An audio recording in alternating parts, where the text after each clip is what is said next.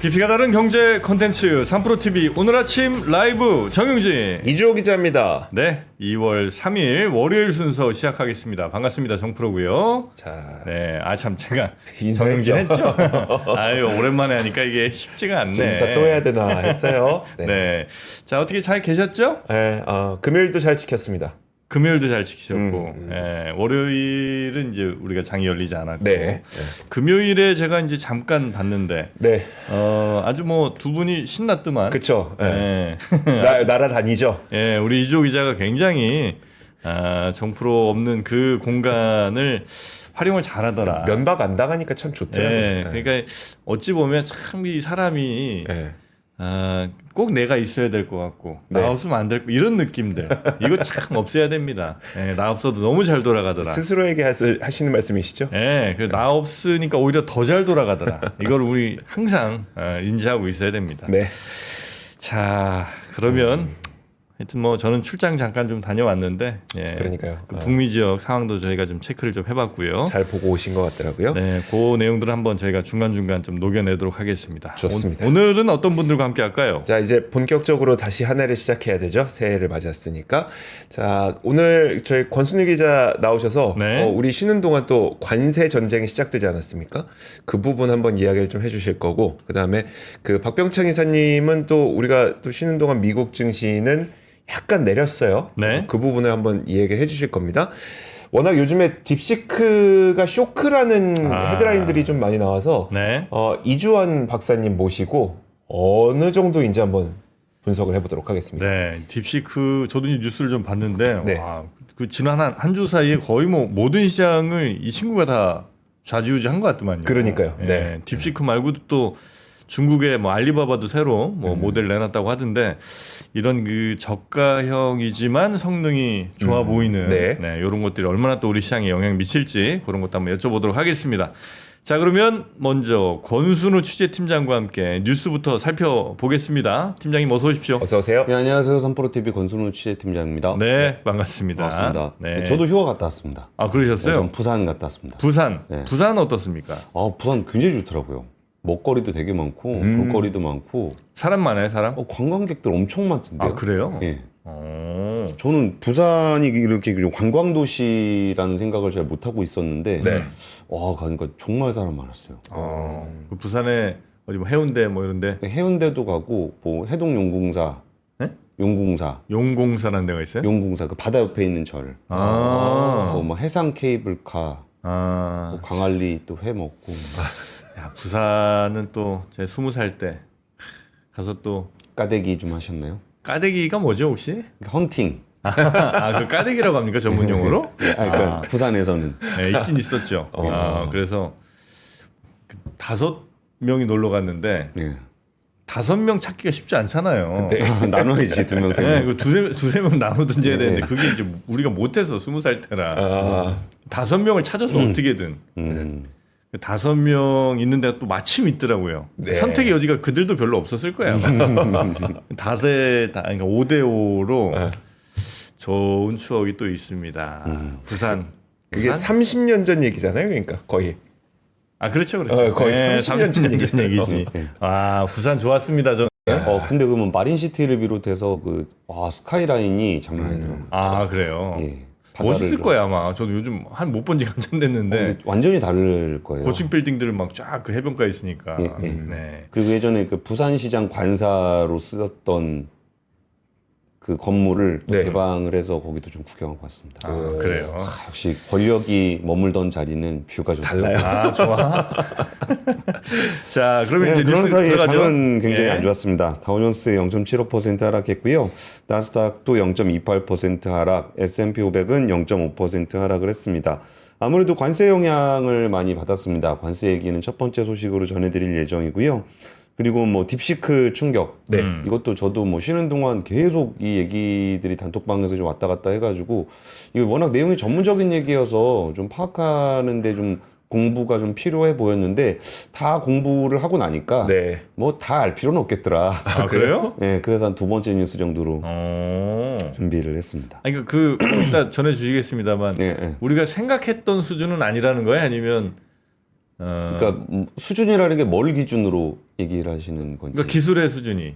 기술 수준 굉장히 좋습니다. 아 그래 그럼 가격 수준이 우리가 충격받았던 거는 오히려 가격 수준이었죠. 그렇죠. 예, 근데 근데 그게 뭐 그 정도는 아니었더라. 그 정도는 아니더라. 아 알겠습니다.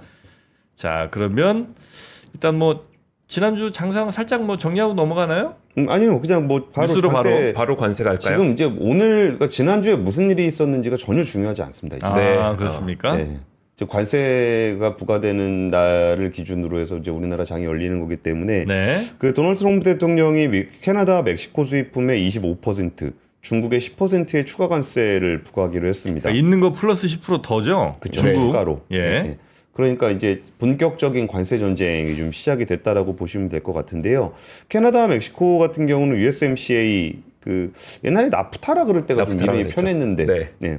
캐나다하고 멕시코산에는 원래 관세가 없었거든요. 근데 거기에 이제 25%의 관세가 부과가 된 거고 뭐 중국은 워낙 여기저기 관세를 많이 받고 있었기 때문에 추가로 10%포인트를 붙이게 되는데 그러면은 이제 전기차 같은 경우에 관세율이 중전기차 100%거든요. 네. 그럼 이제 110%를 부과를 받게 됩니다. 오. 그러니까 뭐 중국 전기차는 그냥 미국에 못 들어간다라고 보셔도 될 것 같아요.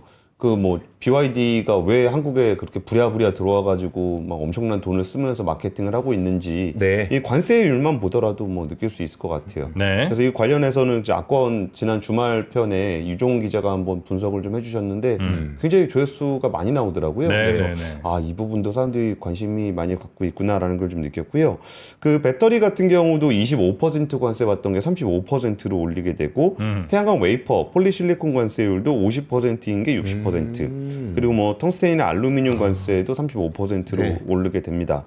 그리고 이제 이게 참 그 USMCA 지역 그 멕시코하고 캐나다의 관세를 매기는 부분들이 전 세계적으로 좀 충격을 좀 받게 된 게 이게 미국에서 하라 그런 거잖아요. 네. 그러니까 미국에서 이제 니어쇼어링 하라고 그렇죠. 이게 멀리 있으니까 그 전에 뭐 코로나 맞았을 때 공급망에 문제가 생기더라. 그러니까 우리 동맹국들 우리 가까운 데로 좀 와주세요. 그래가지고 거기 가 있는 건데 거기에 또 관세를 매기게 된 게 좀 문제가 좀 됐고요. 여기서 그 법적으로 중요한 포인트 중에 하나는 트럼프 대통령이 트루스 소셜에서 얘기를 했던 게 불법 이민자로 인한 주요 위협과 우리 시민을 죽이고 있는 펜타닐을 포함한 치명적인 약물 때문에라고 좀 네. 얘기를 했습니다. 그러니까 25% 관세를 매기는 이유가 경제적인 이유가 아니라 마약 때문이다. 라고 좀 얘기를 했습니다. 네. 이거를 왜 이렇게 얘기를 하고 있냐면은 IEEPA 국제비상경제법이라는 게 있습니다. 이 국제비상경제법은 1979년에 그 카터 대통령이 이란의 경제 제재를 할 때 좀 적용을 했던 내용이에요. 네. 이게 다른 게 아니라 국가 안보적으로 굉장히 중요한 상황이다. 국가 비상사태다. 네. 그래가지고 주로 적국을 제재하던 데 사용하던 법입니다. 이거를 동맹국한테 사용한 적은 없어요. 근데 이 법을 이제 꺼내 들게 된 거죠. 그러니까 이거를 경제적인 이유를 가지고 관세를 부과할 수가 없습니다. 네. 그러니까 이거는 국제비상경제법이니까 여기에 펜타닐 마약 얘기를 하는 이유가 네. 이게 그 펜타닐 마약이 이제 우리 국민들의 이제 안보를 위협한다라고 해야 이 법을 적용할 수 있기 적용할 수 때문에 있어서. 불법 이민자와 펜타닐 얘기를 하고 있는 겁니다. 근데 이 부분은 권 팀장님 그때 한 거의 반년 전쯤인가요? 네. 반년 전쯤에 한번 얘기해 주신 적 있지 않나요? 이 여기였는지 제가 압권이었는지 정확하게 기억은 안 나는데 그래서 그 펜타닐이 전구체가 있고 네. 펜타닐이 있다는 거잖아요. 그 부분 좀 설명해 주시겠어요? 펜타닐 원료가 되는 게 네, 원료가 있고. 있고. 네. 그러니까 펜타닐을 규제하기가 좀 어려운 이유 중에 하나가 이제 합성 마약인데 합성 마약이 이제 코카인을 이제 콜롬비아에서 만들어서 이제 올라오는 이 과정들은 네. 전 과정들을 컨트롤할 수가 있습니다. 네. 처음에 코카인을 만드는 잎을 재배하는 것부터 해가지고 최종적인 판매까지를 다 제재를 할 수가 있게 되는데 펜타닐 같은 경우는 합성 마약이기 때문에 약입니다. 약.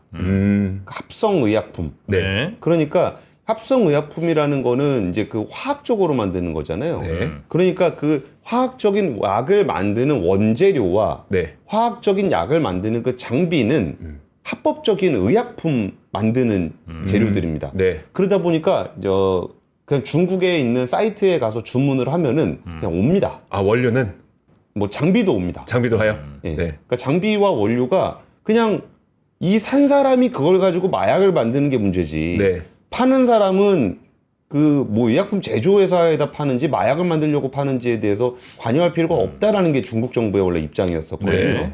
근데 그 부분들이 이제 하도 이제 미국에서 뭐라 그러니까 그럼 알았어 이제 관리를 좀 할게라고 해서 그 장비와 전구체가 멕시코나 캐나다 쪽으로 와서 거기서 이제 그 펜타닐이 만들어져서 미국으로 들어가게 되는 거거든요. 네. 네. 그러다 보니까 이제 25%를 캐나다, 멕시코에다 물리고 그 중국에다 10%를 물렸던 거는 아 중국은 이전에 관세를 맞았으니까 10%뭐 캐나다, 멕시코는 안 맞았으니까 25% 이런 논리가 아닙니다. 그러니까 직접적으로 자기네 국가들의 위협이 되는 멕시코, 캐나다는 25%. 네. 그리고 중국은 야 니네는 뭐 약인지 마약인지 뭐 뭔지 모르겠지만 장비를 넘겼으니까 10% 이런 논리가 되는 겁니다. 네. 그러다 보니까 우리나라를 비롯한 나머지 나라들에 대한 관세 얘기가 안 나오는 이유가 여기에 지금 적용하고 있는 법이 IEEPA 국제비상경제법이기 네. 때문이에요. 네. 그럼 국제비상경제법을 왜 적용을 하게 됐냐라고 본다면은 이게 사실은 미국이 그 외국에다 관세 매길 때 사용되는 법은 뭐 우리가 뭐 슈퍼 301조 뭐 이런 얘기들 많이 들었잖아요. 네. 무역법 301조나 무역확장법 232조 이런 것들을 이용해가지고 보통은 관세를 매겼었어요. 네. 근데 이걸로는 사실 적용이 안 되거든요. 그럼 실제로 이걸 적용을 하려고 그러면 법을 바꿔야 되는데 법을 바꿔서 하려고 그러면 또 시간도 오래 걸리고 이게 하원 같은 경우에 218대 215 네. 정도이기 때문에 여기서 한 두 성만 넘어가도 통과가 안 될 수가 있어요. 그래갖고 이제 트럼프 대통령이 일단은 이거를 가지고 매긴 건데 이게 말이 되냐라는 부분들을 제가 그 휴가 가기 전에 좀 취재를 좀 했었는데 네. 말이 안 되더라도 적용하면 하는 거라는 겁니다. 그럼 어떻게 해야 돼요? 이거를 만약에 해서 뭔가 손해 보는 사람이 있으면 이걸 가지고 정부의 무슨 판단 때문에 내가 손해를 봤습니다. 그래가지고 기업들이나 뭐 여기가 뭐 행정소송을 걸고 행정소송 가가지고 법원 판결 다 나와가지고 네. 나중에 아 이게 행정명령이 좀 잘못된 것 같습니다. 그럼 그때 가서 그땐 임기 다 지났을 때. 임기 다 지났을 때가 될 수가 있겠죠. 네. 그러다 보니까 일단은 이제 캐나다, 뭐 멕시코, 그 중국 모두 WTO에 제소하고 상응하는 반격 조치를 취하겠다라고 얘기했는데 이게 의미가 없다라는 걸 다들 아실 겁니다. WTO는 지금 위원도 구성이 안 돼 있는 상황이기 때문에 좀 그런 상황이고요. 미국의 정치 매체 같은 경우는 악시오스에서 분석했을 때 가구당 연평균 120만 원 정도의 비용이 추가로 발생을 하게 될 것이다. 네. 그러니까 이게 결국은 트럼프 대통령의 정책의 발목을 잡을 가장 그 강력한 요소는 인플레이션이 될 겁니다. 네. 그러니까 국민적 지지를 받기 위해서 이걸 하는 거잖아요. 이게 진짜 뭐 그 펜타닐 때문에 트럼프 대통령이 이거 한다고 생각하는 사람 아무도 없잖아요. 네. 그러니까 국민적 지지를 받기 위한 건데 이 국민적 지지가 떨어지게 되는 가장 근본적인 요인은 아무래도 인플레이션이 될 것이기 때문에 이 부분들 예일대에서도 한 180만 원 정도 그 가구의 구매력이 감소하게 될 것이다 네. 라고 좀 얘기를 했습니다. 그리고 지금 이제 그쪽에 나가 있는 것 중에 제일 문제가 되는 부분들은 자동차입니다. 왜 그러냐면 멕시코와 미국에서 거래를 했을 때 무역 흑자가 328조 원 정도가 되는데 네. 그중에 181조 원이 자동차 관련한 부분입니다. 그리고 멕시코에서 생산된 자동차의 70%가 미국을 향해 가고 있고요. 총 생산량 대비 미국 수출량이 가장 높은 업체는 네. 포드 93%, 오. 도요타 93%, 혼다 88%, GM 84%, 스텔란티스 75%. 이 중에서 GM, 스텔란티스, 포드는 미국의 매출의 한 1에서 3위 네. 정도를 차지할 정도로 미국의 수출로 재미를 보고 있는 미국 업체들입니다. 네. 그러니까 여기에 제일 반대할 만한 업체들도 미국 미국 업체들이. 업체들이고요. 근데 뭐 우리가 지금 뭐 미국 걱정하려고 이런 얘기하는 건 아니잖아요. 아니죠. 네. 근데 좀 걱정이 되긴 돼요. 한번 멕시코에 나가 있는 우리나라 업체들 한번 리스트를 한번 볼게요.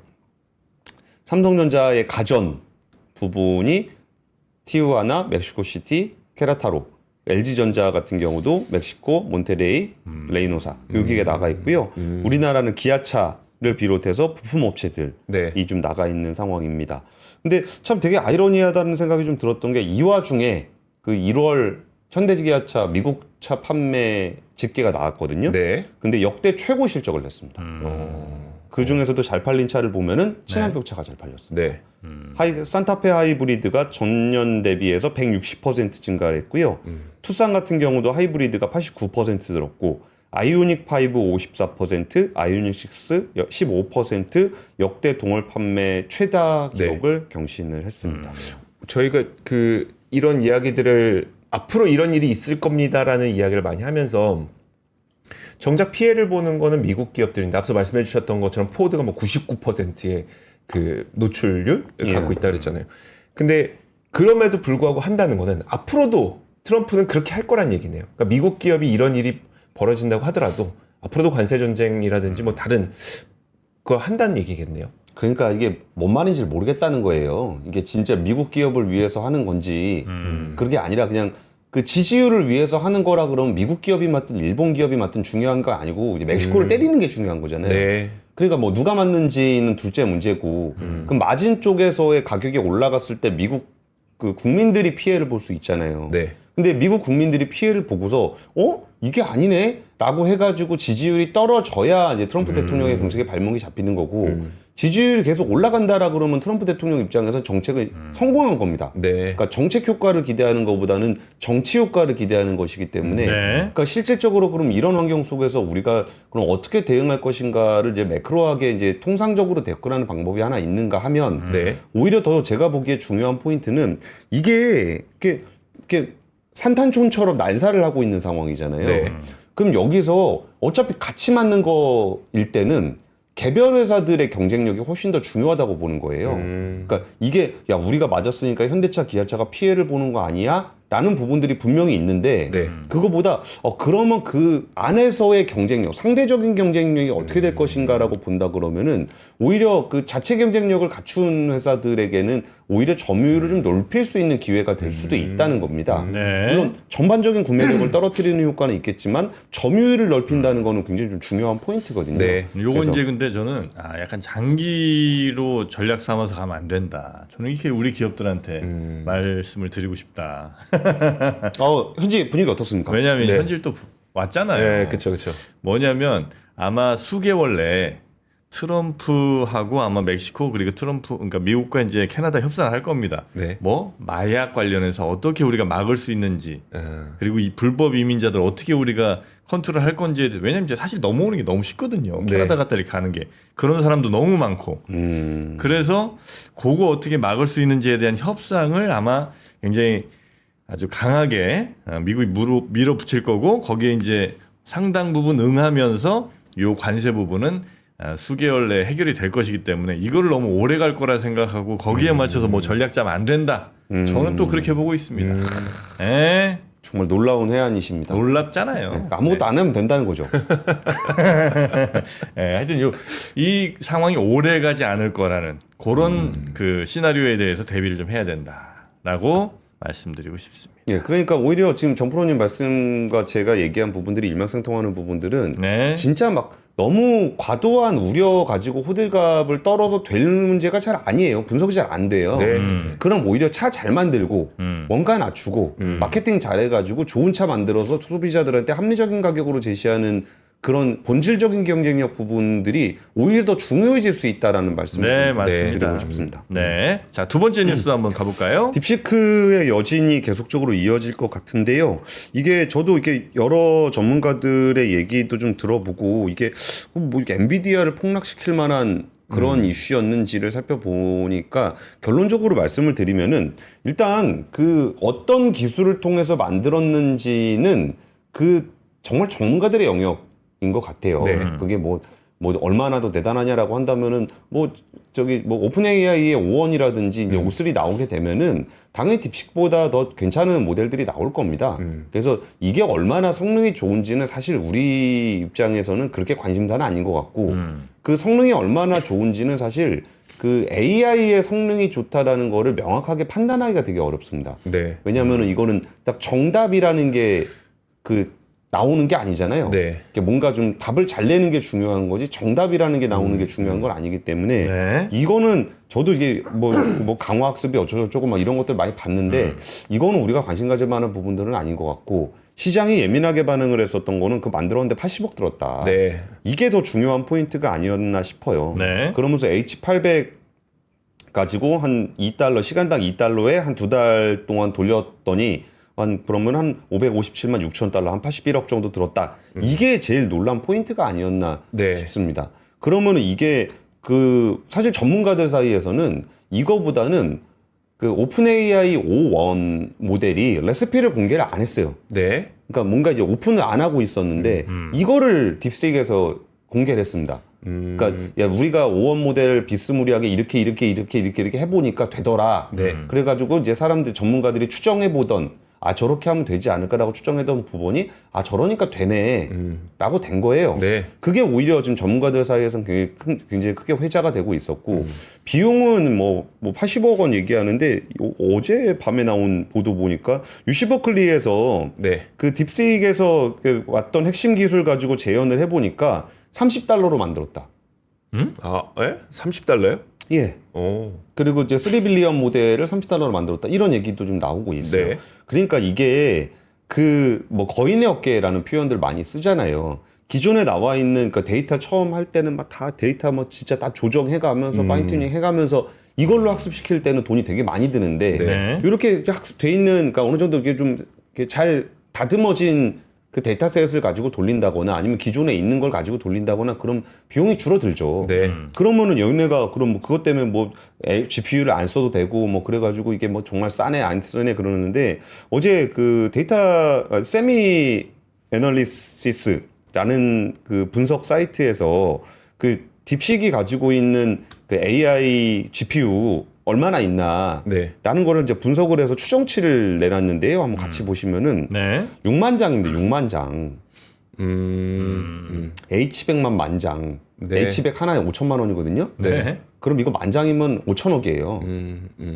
그러니까 이게 만드는데 돈 안 들여서 만들 수 있을 거라는 환상은 네. 버려야 됩니다. 이거 보고서 뭐 우리나라 네이버 카카오 주가 오르고 뭐 그러는 거 봤을 때 저 진짜 그러면 안 된다는 생각이 들었던 게 투자해야 돼요. 네, 네. 투자 안 하고 이런 결과가 나올 수가 없습니다. 그렇죠. 그러니까 네. 이런 투자를 통해서 다 해놓고서 최종적으로 그럼 딱 만들 때 얼마였냐. 뭐 누가 그런 얘기 하더라고요. 그 약 만드는데 돈 얼마 드냐 그랬을 때 네. 그 원재료값 얼마 드는지 가지고 얘기하면 안 되잖아요. 안 되죠. 그 개발비가 얼마가 많이 들어가는데 네. 나중에 개발 다 끝나고 나서 그 원재료값 얼마 들어가는지만 보고서 야 원재료값 들어가는 거 보니까 진짜 싸게 나오더라.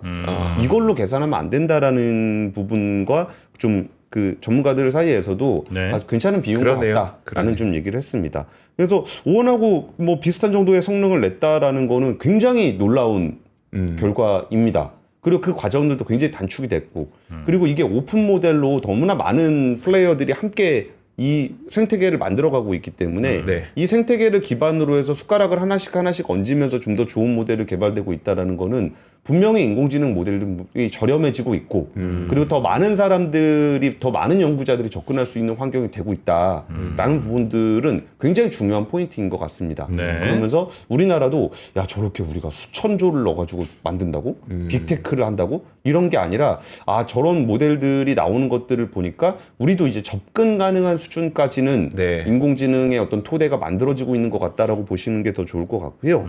그리고 AI GPU 뭐 그러면 이제 더 많은 사람들이 사게 되면 AI GPU는 오히려 더 많이 필요하게 되겠죠. 네. 저는 오히려 그 GPU보다 훨씬 더 저렴한 그런 제품들 그리고 경량화 모델들이 훨씬 더 많이 나와야 된다라고 주장하는 사람입니다. 엔비디아를 넘어서야 인공지능이 대중화가 될 수 네네. 있다라고 생각은 드는데 그렇게 된다고 하더라도 그 GPU 판매가 뭐 그래서 급감하게 될 거다라는 거는 굉장히 섣부른 판단인 것 같아요. 오히려 좀 그 기다리고 있었던 그 엔비디아 고점론 네. 그리고 이제 그 미국 고점론에 대한 그 어떤 불안감들이 있는 상황에서 네. 뭔가 트리거 포인트가 되어준 게 아닌가라는 생각이 좀 들고요.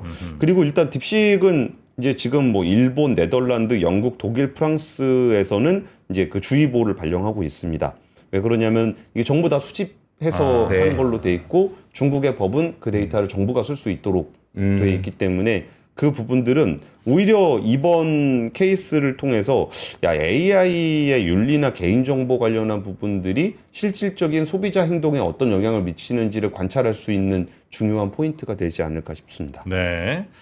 이 적정 기술이란 말이 있잖아요. 네. 그러니까 예를 들어서 아프리카 같은 데서 막 어마어마한 정수 초정밀 정수 기술 이런 게 필요한 게 아니라 그렇죠. 손에 들고 다니는 뭐 이런 거가 사실상 더 필요한 일이 있는 것처럼 AI도 아마 개인들이 쓰는데 그 뭐 오픈 AI나 뭐 이런데 아주 최첨단 이게 아닌 그냥 적당히 쓸 수 있는 것들을 많이 쓸 수 있는 이런 상황들이 아마 조만간 1, 2년 안에 많이 뭐 중국, 한국 비롯해서 여러 군데서 좀 나오겠다는 생각이 좀 들기는 합니다. 예. 정보님 말씀에 동의하고요. 네. 근데 이게 적정 기술이라는 거는 쭉 갔다 이렇게 와요. 그렇죠. 먼저 최첨단이 한번 갔다가 와야 되는 갔다 거죠. 와야 되는 그렇죠, 거잖아요. 그렇죠. 예. 근데 우리나라의 어떤 AI 생태계는 아예 안 가죠. 아예 안 가려고 계속 눈치 보면서 예. 야 될 거야. 뭐 우리나라 GPU 뭐 몇 장 있는지 얘기 제가 이렇게 참 알 수도 네네. 없다고 맨날 얘기 드리잖아요. 네네. 그러니까 좀 이 프론티어들, 이렇게 뭐 대기업이라든지 뭐 정부라든지 이런 데서는 과감하게 인프라 투자 해줘야 됩니다.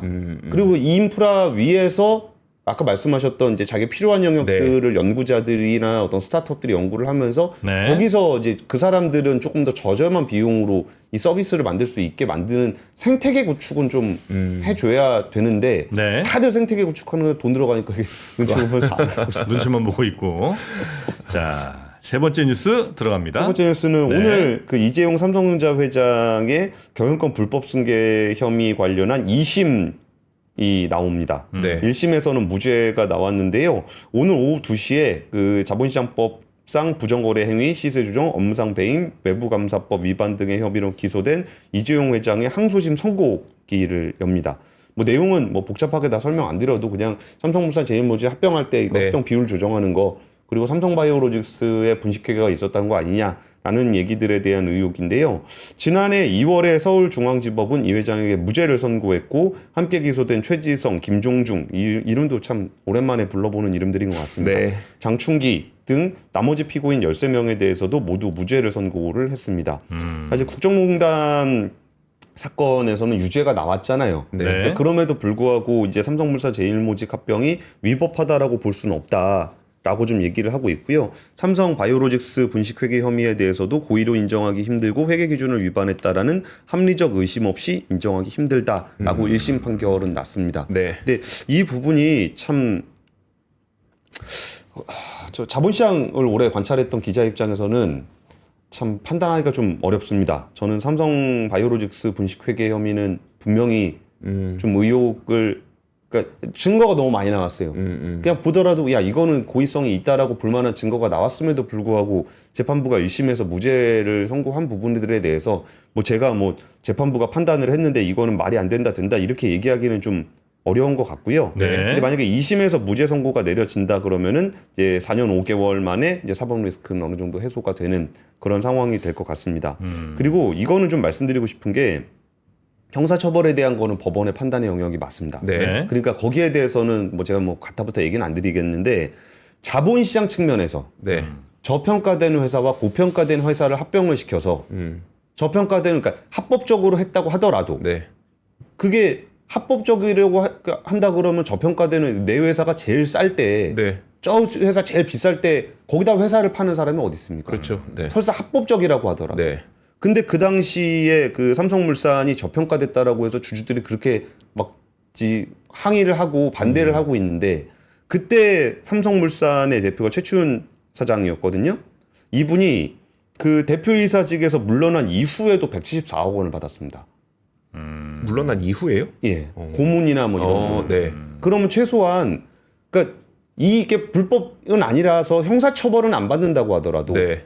주주 입장에서 지금 내 회사의 주가가 떨어진 상황에서 합병을 하는 게 내가 되게 잘못됐다라고 생각을 하는데 네. 네. 그 합병을 주도했던 CEO는 최소한 자기 역할을 잘한 건 아니잖아요. 그렇죠.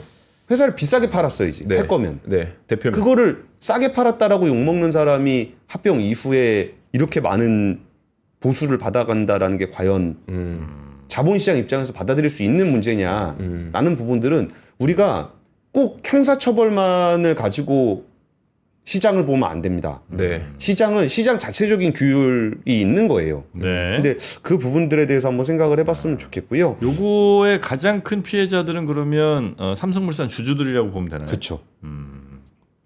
그리고 이거는 아예 딴 뉴스인데요. 그냥 짧게 단신 하나. 네. 그 국민일보의 단독 보도로 나왔는데 그 액트지오 대왕고래. 예. 근데 이번에 마귀상어에 최대 12억 9천만 배럴의 석유가스가 묻혀 있을 수 있다라는 보도가 나왔습니다. 예. 그래서 왠지 그러니까 뭐 저는 대왕고래 프로젝트 자체에 대한 별로 기대가 없거든요. 네. 근데 그때 대왕고래 프로젝트가 나왔을 때 시장에서 굉장히 좀 예민하게 반응을 하길래 예. 이 마귀상어 보도도 시장에 좀 영향을 주려나 싶어가지고 좀 전해드리겠습니다. 마귀상어 거기도 뭐 꽤 많이 묻혀 있을 가능성이 좀 높다는. 아기상어 말고 마귀. 예, 고블린 샤크.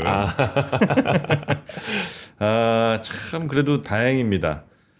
삼성 소식 전해 주신 다음에 그래도 범퍼라고 할까요? 이런 마귀상어 소식 하나 전해 주셔서. 왜냐하면 갤럭시 S25 사전 예약 광고를 좀 해야 될 것 같은데. 하필이면 근데 뉴스가 삼성이지. 그러나 이거 이제 제품과 거버넌스는 완전 히 별개입니다. 다른 거죠. 예, 그 삼성 갤럭시 S25 오늘 하루 사전 예약 저희가 하나 좋은 걸로 잡아왔습니다. 네. S25는 뭐 워낙 유명한 제품이라 제품에 대한 설명 필요 없어요. 굳이 할 네. 필요가 없는 것 같고 어느 정도 혜택을 드리는지만 좀 설명을 좀 드리겠습니다. 네. 일단은 여기 통해서 예약 개통을 하실 때 더블 스토리지 그러니까 기본이 256기가인데 512기가로 무료 업그레이드 네. 해드리고 그다음에 갤럭시 워치 7 요거 할인 쿠폰 드리고 15만 원 상당입니다. 그리고 뭐 공시지원금이나 또 뭐 단독 할인 이런 거 다 합쳐서 대략 얼마 정도인지 제 가격만 말씀드리면 S25가 실구매가가 57만 9천 원. 실구매가 57만 9천 원. 그리고 S25 플러스가 78만 9천 원. S25 울트라가 이제 최상위 모델이죠. 요게 113만 9천 원. 요 정도로 거의 웬만한 뭐 휴대폰 성지라고 하는 것보다 더 싸게 잡아왔으니까. 그러네요. 네, 요거 빨리 예약하셔서 물론 아마 한 석 달 지나면 또 더 싼 데 나올 거예요. 뭐 그럴 수 있죠. 네, 석 달 지나면 보통 이제 나옵니다. 근데 자급제 지금 111만 9천 원 나와 있는데 어디가? 자급제로 가면 뭘로? 그러니까 기기만 그냥 사면 기계가 뭐냐고 그게? S25요. S25? 아 그렇죠. 그 정도 하죠. 그런데 이제 거의 반값이니까. 그러나 하여튼 새로 나왔을 때 또 예약 구매해갖고 신상품 또 들고 다녀야죠. 자랑하는 요 재미가 또 있는 거잖아요. 네. 네. 그러니까 요거 하여튼 굉장히 저렴하게 저희가 갖고 왔다는 거 여러분 한번 확인해 보시고. 보니까 그 우리가 256에서 512로 그 메모리를 높여주는 거잖아요. 요게 비용이 꽤 많이 들거든요. 원래 그렇죠. 모델별로 네. 이렇게 256, 512, 뭐 1테라 이렇게 그쵸, 선택할 그쵸, 때마다 가격이 굉장히 많이 뛰어요. 그거 포함해서 이 정도 낮은 가격이란 얘기죠? 네, 그렇습니다. 256 모델은 115만 5천 원, 512 모델은 129만 8천 원. 그러니까. 출고가 기준입니다. 네. 그러니까 요것들 잘 한번 체크해 보시면. 한번 모양도 한번 보여주세요. 왜냐면 모양 못 보셨을 거예요. 아 그래요? 그게 그게 S25. 예, 나왔을 때 이게 맨날 뉴스로는 뭐 안 팔릴 것 같다, 안 팔릴 것 같다 그랬는데 저도 이거 모양 봤었거든요. 근데 꽤 예쁘게 잘 나왔어요. 아, 요즘 예쁘다고 사진 않을 거야. 분명히 예쁘다고 사진 않을 텐데 괜찮지 않아요? 딱 이게 화면도 잘 나오네. 요즘 화면 잘 나오는 것 갖고는 뭐 얘기하면 안 되지. 카메라가 워낙 좋으니까. 네. 카메라가 이게 뭐 5천만 원 뭐 이런 거잖아요. 이게 그죠? 그렇죠. 맞아요. 이번 나온 게 하여튼 굉장히 좋은 카메라. 굉장히 가볍습니다. 예, 네. 이거 뭐 들고 다니면 색깔도 이쁘네요. 이거. 그러니까요. 이거 한번 알아보시고. 딴 데 알아보시고 한번 오늘 예약 사전 예약 요거 빨리 하셔야 이 혜택들 다 받아가실 수 있다는 거 끝으로 다시 한번 말씀드립니다. 강변 테크노마트에 한번 계셨던 분 같은 느낌이에요. 얼마까지 알아보고 오셨어요? 네, 그거보다 싸게 드릴 테니까 네. 웃어야지. 네. 자, 우리 권순희 팀장님 고생 많으셨고요. 1심에 무죄 나서 2심에도 좀 잘 될 거다라는 얘기를 드린 겁니다. 이제 와서. 자, 내일 아침에 뵙겠습니다. 예, 감사합니다. 고맙습니다. 삶의 격을 높이는 9가지 지혜를 함께 나눕니다. 위즈덤 칼리지 시즌 2 영상 아래 링크를 클릭하시면 자세한 내용을 확인하실 수 있습니다.